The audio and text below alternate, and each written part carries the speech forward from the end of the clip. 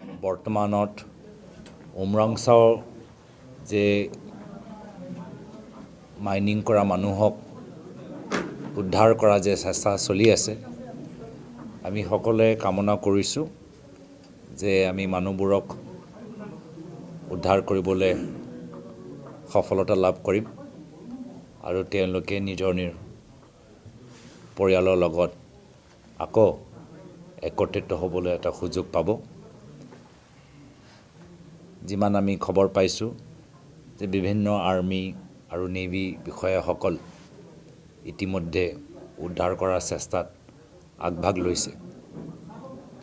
তথাপিও এই বৰ্তমানৰ সময়ত কিছু গুৰুত্বপূৰ্ণ প্ৰশ্ন সোধা উচিত। সুপ্ৰিম কোৰ্টে কিছু মাহ আগতে ৰায় দিছিল যে অবৈধ কয়লা খনন ইলিগেল ৰেড হোল মাইনিং ভাৰতৰ ভিতৰত হ'ব নোৱাৰে। যিমান আমি মিডিয়া যোগেদি খবৰবোৰ পাই আছোঁ যে ইয়াত অবৈধভাৱে কয়লা খনন হৈ আছে আৰু সেইকাৰণে ইতিমধ্যে আমি অসম চৰকাৰৰ পৰা জানিবলৈ বিচাৰোঁ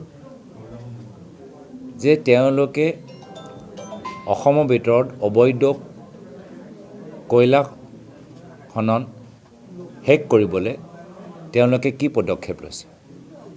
যদি আজি ইয়াত এটা বিশেষ দুৰ্ঘটনা হোৱাৰ বাবে আমি উমৰাংচাওত অবৈধ কয়লা খনন চলি আছে খবৰটো পাইছোঁ, আৰু কিমান ঠাইত হৈ আছে যাৰ পৰা আমি খবৰ পোৱা নাই, সেই প্ৰশ্নৰ উত্তৰ আমি বৰ্তমান চৰকাৰৰ ফালৰ পৰা জানিবলৈ বিচাৰোঁ।